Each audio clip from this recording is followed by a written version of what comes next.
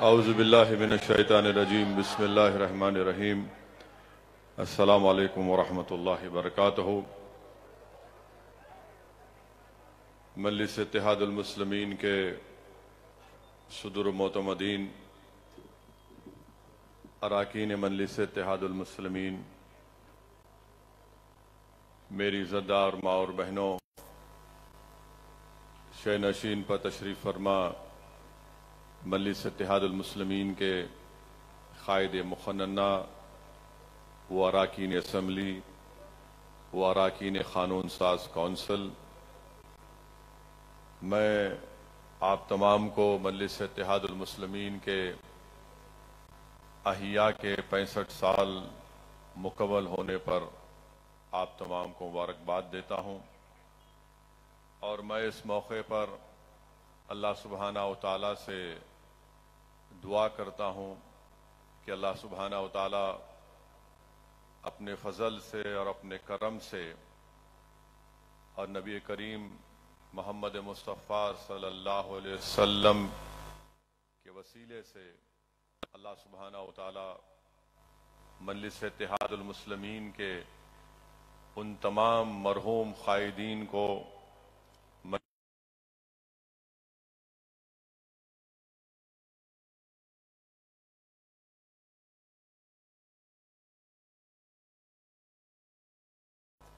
مجلس اتحاد المسلمین کے ان تمام مرحوم ووٹرز کو جنہوں نے اپنی زندگی میں مجلس اتحاد المسلمین کی مضبوطی کے لیے قربانیاں پیش کیں، میں اللہ سے دعا ہوں کہ اللہ سبحانہ و تعالیٰ ان تمام مرحومین کی اللہ مغفرت فرمائے اور اللہ سبحانہ و تعالیٰ ان کا نیک نام البدل ہم کو عطا بھی کرے۔ عزیزان ملت، معزز حاضرین اکرام، 65 سال کا ایک لمبا سفر الحمدللہ مجلس اتحاد المسلمین نے مکمل کیا ہے، اور اگر آپ مجلس اتحاد المسلمین کی تاریخ کا مطالعہ کریں گے تو مجلس اتحاد المسلمین نے اپنے سیاسی سفر کو اور سیاسی سفر کا آغاز کیا اور ابھی بھی جاری ہے۔ یہ میرا ماننا ہے کہ ایثار، جذبات اور ایک فکر کو لے کر ہمارے بزرگوں نے اس سیاسی سفر کا آغاز کیا، اور یہی چیزیں ہیں کہ لوگ کہتے ہیں کہ مجلس جذبات سے کام لیتی ہے۔ یہ جذبات ہی تھے جنہوں نے ہم کو 65 سال کا سفر مکمل کروایا، یہ فکر ہی تھی جس نے ان تعلیمی اداروں کو اور اسپتالوں کو قائم کیا، یہ ہماری قربانیاں تھیں کہ ہم نے اپنا سب کچھ لٹایا تاکہ ہماری مرکز سیاسی کو ہم طاقتور بنا کر رکھیں۔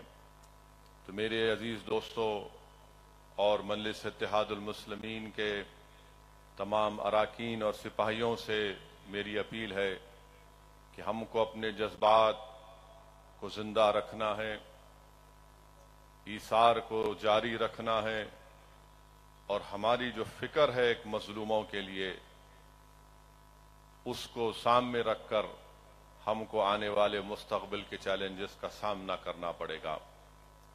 میرے عزیز دوستوں اور بزرگوں، آپ نے ایک تفصیلی تقریر قائد مقننہ اکبر الدین اویسی سے سنا، اس سے پہلے محترم احمد پاشا قادری صاحب نے بھی مختصر تقریر مگر اس میں بہت اہم نکات جناب احمد پاشا قادری صاحب نے اٹھائے ہیں۔ میری آپ تمام سے صرف یہی گزارش ہے کہ ہمارے لیے اب ایک چیلنج یہ ہے کہ ہم کیسے ہمارے ملک میں جس وطن عزیز کو ہم نے اپنے خون پسینے سے ہمارے بزرگوں نے انگریزوں کی 200 سال کی غلامی سے آزاد کروایا، جس وطن عزیز کو ہمارے بزرگوں نے ایک آئین دیا، سمویدھان دیا، اور ہمارے وطن عزیز کے آئین بنانے والے بزرگوں نے یہ خواب دیکھا تھا کہ ملک پارلیمانی جمہوریت پر چلے گا مگر اس میں شراکت داری کی بھی جمہوریت ہوگی۔ ہمارے عظیم بزرگوں نے خواب دیکھا تھا کہ ملک ایک طاقتور ملک بنے گا، اور طاقت کے معنی ہمارے بزرگوں نے صرف یہ نہیں کہا تھا کہ کوئی ایک وزیر اعظم بن جائے اور وہ پکار پکار کر کہے کہ میرا 56 انچ کا سینہ ہے۔ ہمارے بزرگوں نے خواب نہیں دیکھا تھا کہ کوئی ایک شخص طاقتور وزیر اعظم بن جائے اور اپنی ایک پارٹی کی طاقت کی بنیاد پر آئین کو کمزور کر دے، جمہوری اداروں کی بنیادوں کو ہلا کر رکھ دے۔ ہم کو اس بات کو سامنے رکھ کر کام کرنے کی ضرورت ہے کہ ہم کیسے ہمارے وطن عزیز کی جمہوریت کو مضبوط بنائیں، اور مجلس اتحاد المسلمین کی 65 سالہ سیاسی سفر کا سب سے بڑا اگر آپ نچوڑ دیکھیں گے وہ یہ ہے کہ ہم نے بھارت کی جمہوریت کو مضبوط کیا ہے۔ ہم نے لوگوں کے دلوں میں جمہوریت کے ذریعے اپنے مسائل کے حل اور اپنے مسائل کا حل تلاش کرنے کا طریقہ سکھایا ہے۔ ہم نے عوام کے دلوں میں اس بات کا پیغام پہنچایا ہے کہ تشدد سے جمہوریت کمزور ہوتی ہے اور اتحاد سے آپ کی آواز ایوانوں میں پہنچتی ہے۔ یہ 65 سال کا سفر اگر رہا ہے تو اس میں ہم نے متحدہ طور پر اپنے مسائل کو حل کیا، اتحاد کو مضبوط کیا۔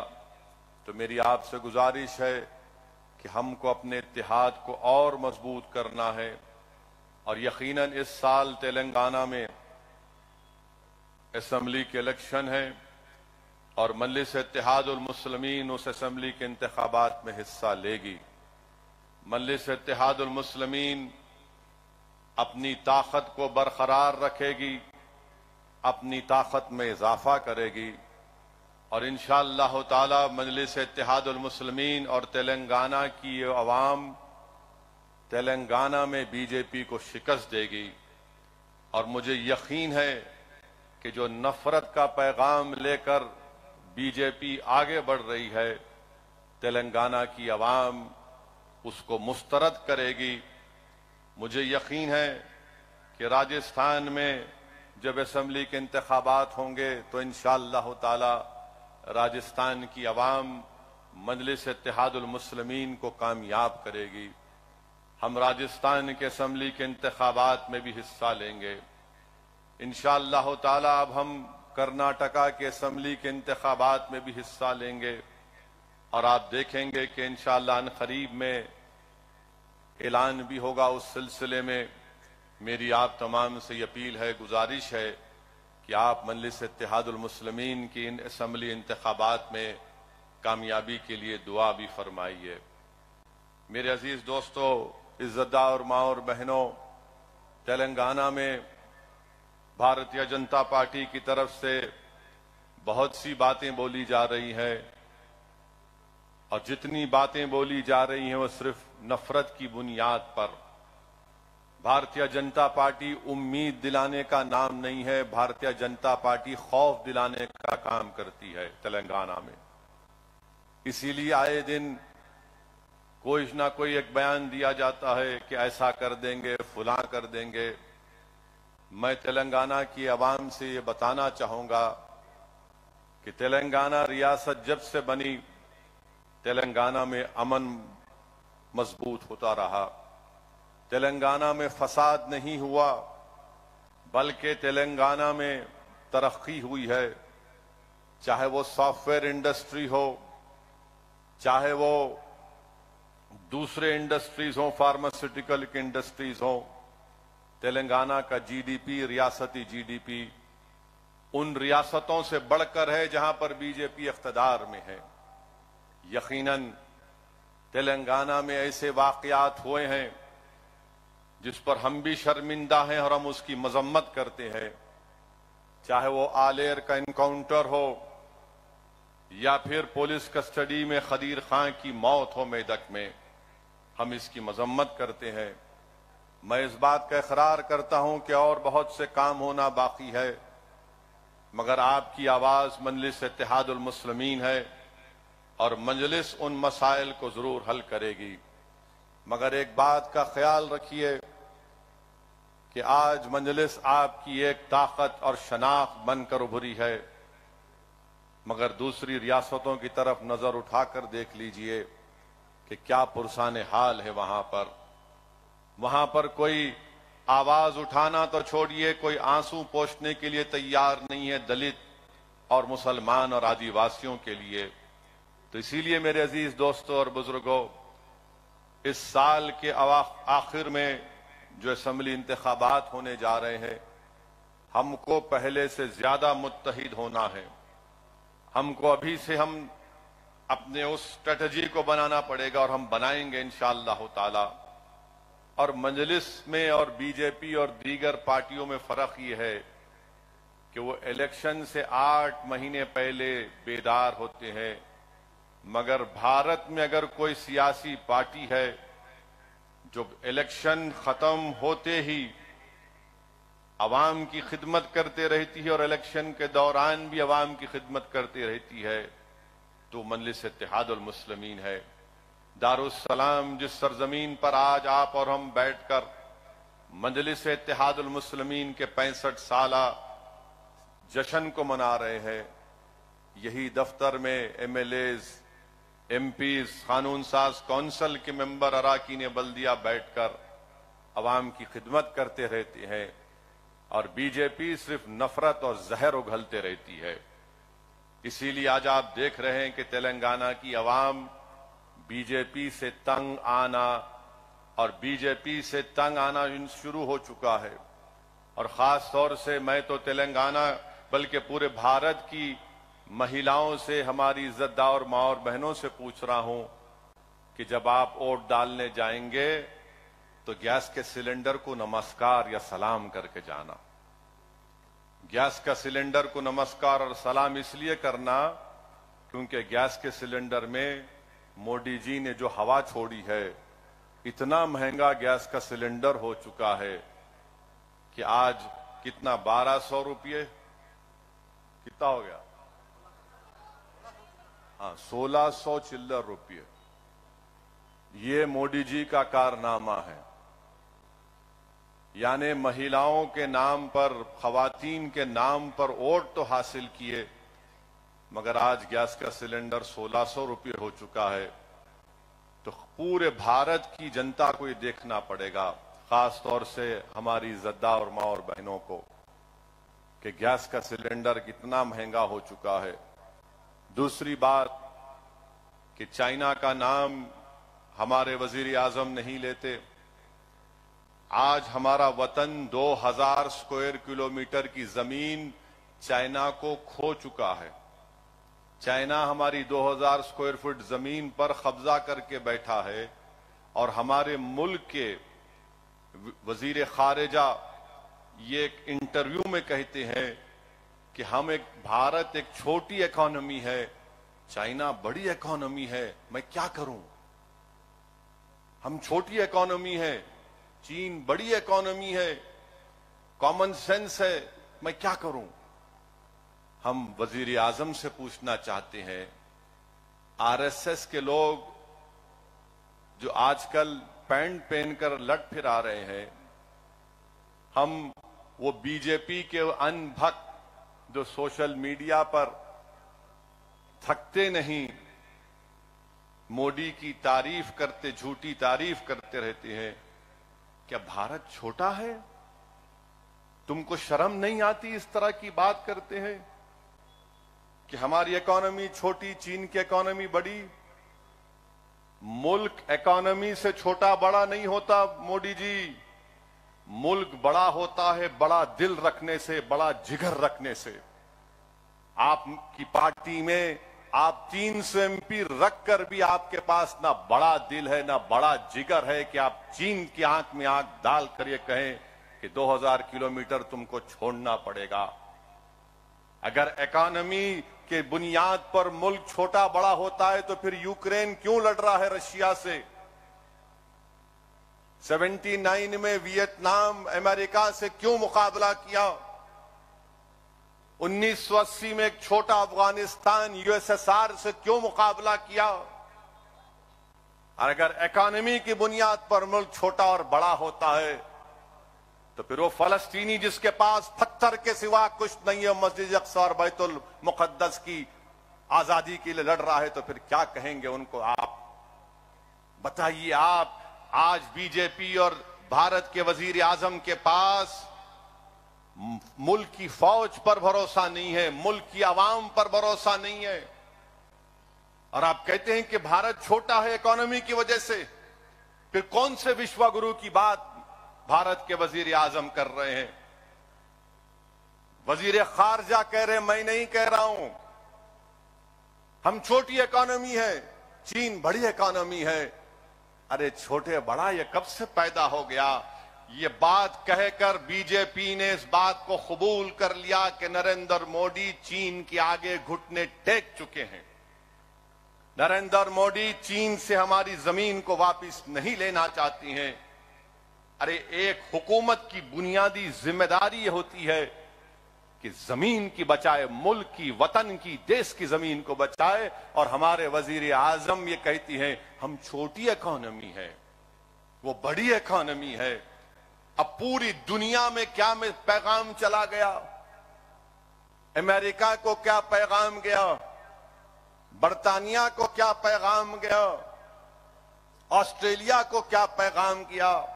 ملیشیا کو، سنگاپور کو، ساؤتھ کوریا کو، جاپان کو کیا پیغام گیا؟ کہ بھارت چین کو بڑا مانتا ہے اور اپنے آپ کو چھوٹا مانتا ہے۔ میں بی جے پی سے پوچھنا چاہتا ہوں، کہاں گئی تمہارا نیشنلزم؟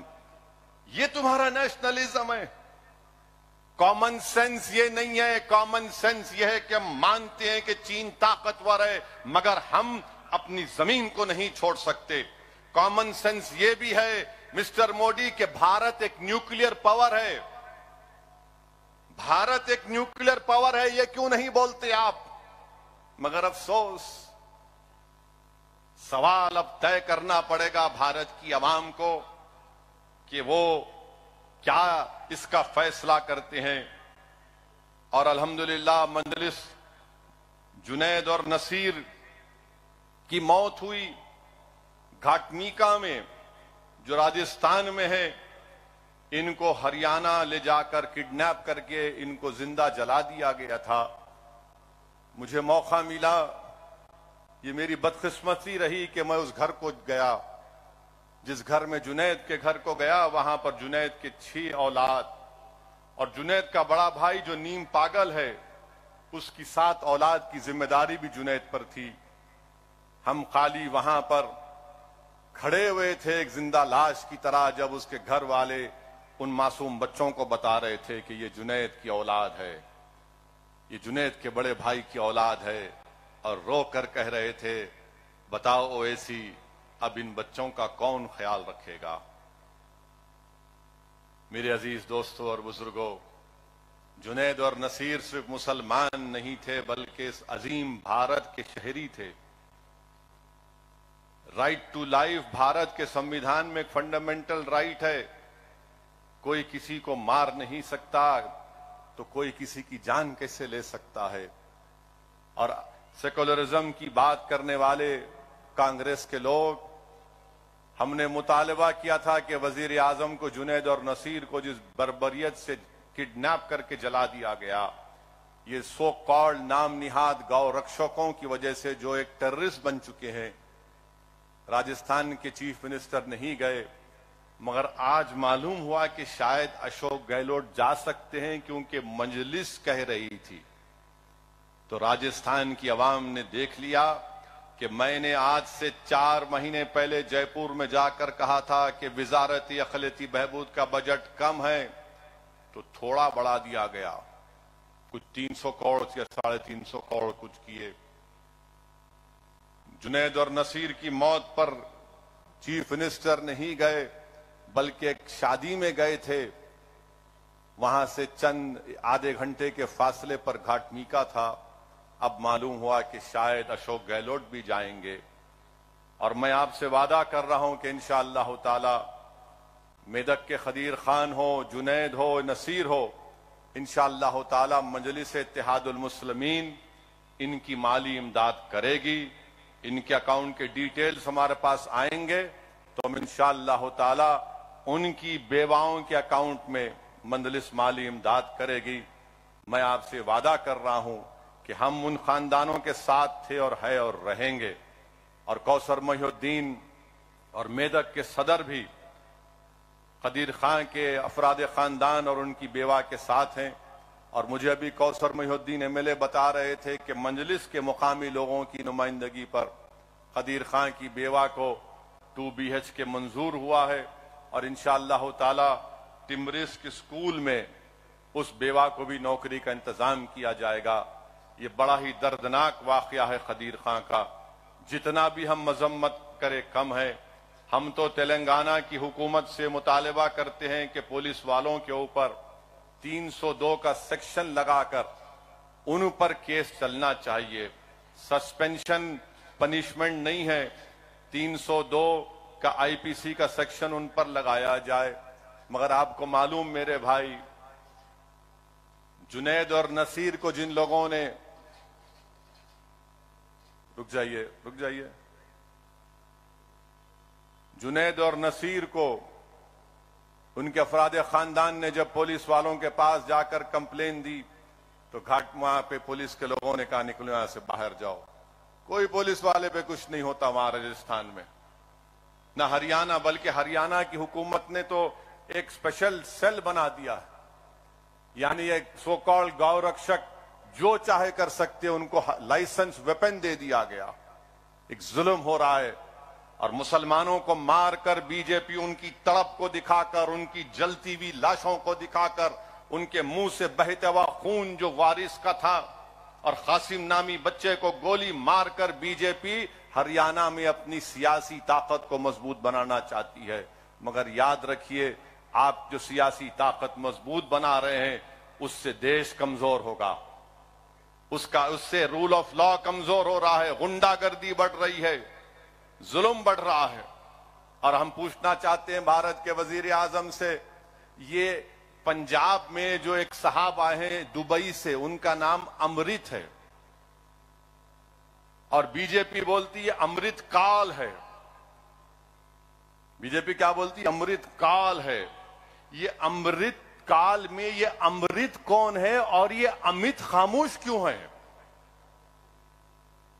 अगर वही बात अगर कोई मुसलमान बोल देता तो हमारे टीवी के एंकर तो 24 घंटे चलाते, वो ओवैसी ने आज ये कहा है, उसने देश के बारे में कह दिया है। मगर ये क्या है बताइए आप? इस पर कुछ नहीं कहते। और आज अल्हम्दुलिल्लाह सुप्रीम कोर्ट का एक ऑर्डर आया है कि आर्टिकल 324 के तहत, भारत की आईन और संविधान के तहत, चीफ इलेक्शन कमिश्नर का जो अपॉइंटमेंट है इलेक्शन कमिश्नर का, सुप्रीम कोर्ट ने कह दिया कि वजीर आजम, लीडर ऑफ अपोजिशन और चीफ जस्टिस ऑफ इंडिया बैठकर तय करेंगे। मजलिस इसका वेलकम करती है डिसीजन का, बहुत अच्छा है। अब बैठकर आप इलेक्शन कमिश्नर और चीफ इलेक्शन कमिश्नर को बनाइए। जमहूरियत का एक ढांचा है, अगर इलेक्शन कमीशन में बहुत ताकत है, बहुत उनको इख्तियारात हैं, और सुप्रीम कोर्ट ने सही ऑब्जर्वेशन किया कि चाहे वो किसी की भी सरकार हो, इलेक्शन कमिश्नर के 6 साल की मियाद पूरी नहीं होती। अब उम्मीद करते कि इससे ट्रांसपेरेंसी आएगी, इससे इलेक्शन कमिश्नर और इंडिपेंडेंट होगा, आजाद होगा। जमहूरियत के लिए बहुत जरूरी है कि इलेक्शन कमीशन में ट्रांसपेरेंसी आए और उसको और इंडिपेंडेंस मिले, जो भारत के आईन की आर्टिकल 324, बल्कि अगर आप कॉन्स्टिट्यूएंट असेंबली के डिबेट्स का मुताला करेंगे, जब आर्टिकल 324 पर बहस हो रही थी تو سب نے کہا تھا کہ الیکشن کمشنر کو بہت اختیارات ملنے چاہیے. اسی لیے آپ دیکھتے ہیں کہ الیکشن کمشنر کو اگر ہٹانا ہے تو امپیچمنٹ جو جج کی ہوتی ہے اس طرح کا طریقہ کار دیا گیا تھا. تو یہ ہم کو کام کرنا ہے. تلنگانہ کے اسمبلی الیکشن کے لیے یہاں پر جو موجود ہمارے ذمہ دار ہیں میں ان سے اپیل کروں گا کہ آپ تیاری شروع کریے. کیا تیاری شروع کرنا کہ نفرت کا خاتمہ ہو, امن کی جیت ہو, اور تلنگانہ کی جو ترقی ہے اور خوشحالی ہے وہ جاری اور ساری رہے. آپ آئین کو چاہتے ہیں یا بلڈوزر کو چاہتے ہیں؟ آپ امبیڈکر کو پسند کرتے ہیں جو آئین کو بنایا, یا آپ بلڈوزر کو پسند کرتے ہیں؟ آپ محبت کو پسند کریں گے یا ظلم کو پسند کریں گے؟ اس بات کا فیصلہ آپ کو کرنا ہے. اور ہم انشاءاللہ تعالی آئین کو بچائیں گے, امبیڈکر کو کامیاب کریں گے تاکہ بلڈوزر ناکام ہو جائے. ہم امن کو کامیاب کریں گے تاکہ ظلم ختم ہو جائے. ہم طاقت حاصل کریں گے تاکہ مظلوموں کو ان کا اختیار مل سکے. یہ کام مجلس کرتی آئی اور کرتے رہیں گے. اس سرزمین سے ہمارے بزرگوں نے ہم کو یہی سکھایا تھا. ہم اپنے مرومین کو, اپنے ذمہ داروں کو مایوس نہیں کریں گے, اور انشاءاللہ تعالی حشر کے میدان میں ہم ان کو شرمندہ ہونے نہیں دیں گے. تو میرے عزیز دوستوں اور بزرگوں, ہم کو ان نکات پر کام کرتے ہم آئے ہیں, اور انشاءاللہ ہم کو اسی نکات پر کام کرنے کی ضرورت ہے. اور مجلس کی اہمیت اور اس کی امپورٹنس اگر آپ کو سمجھنا ہے تو آج کے اس مجمع میں ایک ہماری بہن ہے جس کا نام شیفالی ہے. آپ شاید نہیں جانتے شیفالی کو. جب مرحوم قائد سالار ملت زندہ تھے تو شیفالی دارالسلام کو آ کر 4 سال یا 5 سال صرف دارالسلام میں شیفالی بیٹھتی تھی. اور اس زمانے مرحوم قائد سالار اس چھوٹے کمرے میں ہم لوگ بیٹھتے تھے, اور شیفالی یہاں پر بیٹھ کر مجلس کے تمام اراکین سے بات کرتی تھی. مجلس کے جلسوں میں شیفالی آتی تھی, مجلس کی ایکٹیویٹیز کو دیکھتی تھی, اور شیفالی نے آرکائیو سے مجلس کے اس زمانے کے فخر ملت علیہ الرحمہ عبدالواحد اویسی کے زمانے کے پیپر کٹنگز کو نکالا, سالار ملت کی زندگی کے تقاریر اور ان کے بیانات کے اس زمانے کے پیپر کٹنگز کو نکالا. اور آپ کو جان کر حیرت ہوگی کہ شیفالی نے الحمدللہ اپنی پی ایچ ڈی کی تھیسس کو یونیورسٹی آف شکاگو میں سبمٹ کیا, اور یونیورسٹی آف شکاگو پوری دنیا کے 10 بڑی یونیورسٹی میں شمار ہوتا ہے. تو وہاں پر شیفالی کی اس تھیسس کو منظور بھی کیا گیا. اور اس تھیسس میں خاص بات یہ ہے, یہ میں نہیں شیفالی ہے, یہاں پر میں ملوں گا جلسے کے بعد جب میڈیا کو ہی ملوں گا تو میڈیا کو ہی بتاؤں گا یہ شیفالی ہے. تو اس تھیسس میں شیفالی نے لکھا کہ سالار ملت کی جس دن شادی ہوئی تھی اس شادی کی رات کسی نے سالار کو فون کر کے کہا کہ سالار چپل بازار میں فساد ہوا ہے. تو اس زمانے میں یہ نہیں تھا, یہ جھنجھنا نہیں تھا جو ہماری زندگی عذاب کر کے رکھ دیا. یعنی دوسری شادی کرنے کی ضرورت ہی نہیں ہے, آپ 2 فون رکھ لو, پورا آپ کا ماشاءاللہ چین سکون برباد ہو جاتا ہے. تو کسی نے وہ فون 235 کیا نمبر تھا اکبر, نہیں 2 تو بعد میں آیا, 35497 ملایا لگا کے انگلی سے, نہیں معلوم یہ بچوں کو. وہاں سے فون اٹھایا گیا گھر میں, سالار اٹھائے فون, گرجدار آواز, ہلو, آنے سننے والا تھر تھر کام جاتا تھا. بولے سالار ایسا ہوا, سالار نارٹن پہ بیٹھ کے نکل گئے. یہ نہیں دیکھا سالار نے کہ آج میری شادی کی رات ہے. میرے عزیز دوستو, انہی ہمارے بزرگوں کی قربانیوں کی وجہ سے ہم یہاں پر کھڑے ہیں. اگر آج اسدالدین اویسی کھڑا ہے, ممتاز خان بیٹھے ہیں, ایم ایل اے بن کر سب بیٹھے ہیں, تو ہم کوئی پبلک گارڈن سے چل کے یہاں نہیں آئے. پبلک گارڈن سے چل کے یہاں نہیں آئے, ہم باغیامہ سے ان ہریالیوں پہ چل کے یہاں تک نہیں پہنچے. عبد الواحد اویسی کو 11 مہینے جیل کی صحبتیں برداشت کرنا پڑا، محمد غوث کو اپنی شہادت پیش کرنا پڑا۔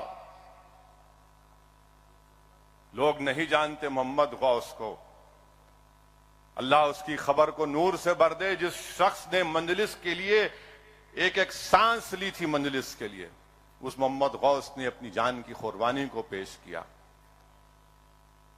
آپ نہیں جانتے کہ فسادات میں کیا کیا مصائب اور مشکلات کا سامنا کرنا پڑا، مجلس کے قائدین کو شہر بدر ہونا پڑا، مجلس کے قائدین کو بولتے حیدرآباد سے نکلو، ان حیدرآباد میں نہیں رہنا، دور دور جا کر مجلس کے بڑے بڑے لوگ رہتے تھے۔ بہرحال میرے عزیز دوستو، ہمت سے کام کرنے کی ضرورت ہے۔ ہم اپنے بزرگوں کی محنت کو رائے گاہ جانے نہیں دیں گے انشاءاللہ تعالی۔ مجلس نے وہ پیغام دیا ہے کہ بھارت کی جمہوریت میں آپ رہ کر اپنی سیاسی طاقت کو بنا سکتے ہیں۔ مجلس نے یقین پیدا کیا ہے کہ بھارت کی جمہوریت میں مظلوموں کی ایک قیادت بن سکتی ہے۔ مجلس نے یہ پیغام دیا ہے، اس بات کو پروف کیا ہے کہ اگر بھارت کی جمہوریت میں کمزور طبقات کی سیاسی نمائندگی ہوگی، ایم ایل ایز ہوں گے، کارپوریٹر ہوں گے، ایم پی ہوں گے، گرام پنچایت میں نمائندے ہوں گے، تو ان کے مسائل حل ہوں گے۔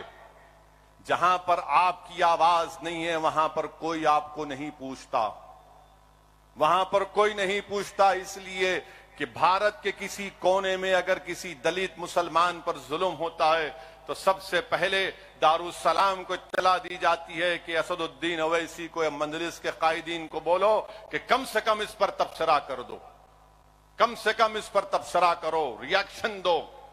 میرے عزیز دوستوں اور بزرگوں، ہم کو مجلس کو اور مضبوط کرنا ہے، اور انشاءاللہ تعالی ہم مجلس کو اور مضبوط کریں گے۔ ریاست جھارکھنڈ ہو یا بہار ہو یا کہیں پر بھی ہو جہاں پر مجلس آج کام کر رہی ہے، ہم مجلس کو کامیاب کریں گے۔ ہماری زندگی کا مقصد مجلس کو سیاسی طاقت بخشنا ہے۔ میں اپنے رفقاؤں سے اپیل کر رہا ہوں کہ تم اور ہم جب خبروں میں جا کر آرام سے سو جائیں گے تو یہ تشنگی لے کر ہم اپنی خبروں میں جا کر نہیں سوئیں گے کہ کاش میں کچھ وہاں پر جا کر کچھ کر دیتا، اپنی جماعت کا پرچم لگا دیتا، اپنی جماعت کے لیے لوگوں کو ترغیب دیتا کہ ووٹ دو مجلس کو۔ یہ تشنگی ہم لے کر اپنی خبروں میں جا کر نہیں سوئیں گے۔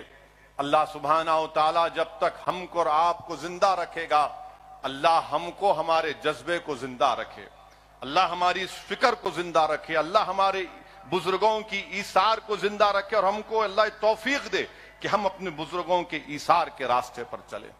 ہم اپنی زندگیوں میں قربانیاں ہمارے بزرگوں نے دی، ہم بھی دیں گے۔ اور مجلس کے مخالفین کو میں کہوں گا کہ تم جتنا بولنا چاہے بولو، تمہارا جتنا لکھنا چاہے لکھو، تم جتنا الزامات لگانا چاہے لگاؤ، اب کچھ فرق نہیں پڑتا، کیونکہ 65 سال سے تمہارے جھوٹی باتوں کا اثر نہیں پہنچا تو اب کیا پہنچے گا پیارے؟ پکارو جتنا پکارنا ہے۔ ہم کو معلوم کہ ابو جہل ناکام ہونے آیا ہے، ابو جہل ناکام ہی ہوگا۔ یزید کے پاس طاقت تھی مگر پلید تھا، بدنام ہوا، اور صبح قیامت تک یزید پلید کہا جائے گا۔ فرعون کے پاس طاقت تھی، نمرود کے پاس طاقت تھی، مگر اللہ نے موسیٰ کو کامیاب کیا، اللہ نے حضرت ابراہیم علیہ السلام کو کامیاب کیا۔ میرے عزیز دوستوں اور بزرگوں، اقتدار کو دیکھ کر لوگ طاقت کی پوجا کرتے ہیں، ہم اقتدار یا طاقت کی پوجا نہیں کرتے، ہم انصاف کرنے والوں کے ساتھ رہتے ہیں، ہم مظلوموں کے ساتھ رہتے ہیں، ہم ظالموں کا ساتھ نہیں دیتے۔ تو یہ پیغام کو سمجھیے، اور اسی سے ہم کو مستقبل کا لاہ عمل طے کرنا ہے۔ اللہ اس سرزمین کو دارالسلام کو صبح قیامت تک آباد اور شاداب رکھے، یہ اداروں کو اللہ صبح قیامت تک آباد اور شاداب رکھے۔ جو اعزاز اللہ نے ہم کو اس جماعت کی خدمت کرنے کا موقع اللہ نے ہم کو عنایت فرمایا، اللہ ہم کو ان نعمتوں سے، انعامات سے ہماری نسلوں کو اللہ نوازے کہ ہم اس جماعت کے اس بوجھ کو، اس کی ذمہ داری کو اٹھاتے رہیں اور پورے اخلاص کے ساتھ اس کا کام کرتے رہیں۔ मैं फिर से सलाम करता हूं हमारे तमाम मरहूम कायदीन को, हमारे बुजुर्गों को और हमारे उन ज़ईफ मंजलिस के अराकीन को जो आज अपने घर में बैठकर शायद उनका पोता या उनका नवासा इनको दिखा रहा होगा कि देखो आज जिस दफ्तर के लिए तुमने क्या क्या नहीं किया था, आज वहां पर मजलिस इत्तेहादुल मुस्लिमीन का जश्न मनाया जा रहा है। मैं इन बुजुर्गों को भी सलाम करता हूं। मैं अपने उन बुजुर्गों को याद भी करता हूं जिनके पैरों के पास बैठकर मैंने सियासत सीखी।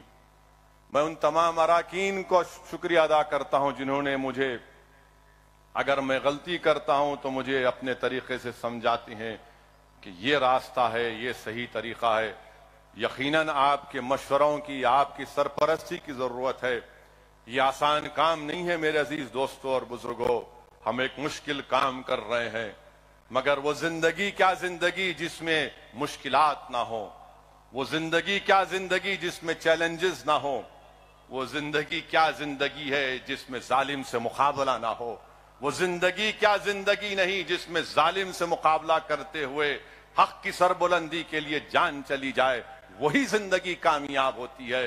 अरे बुज़दिलों की तरह, गीदड़ों की तरह जालिमों के आगे घुटने टेक देना ये जिंदगी नहीं है, ये गुलामी है।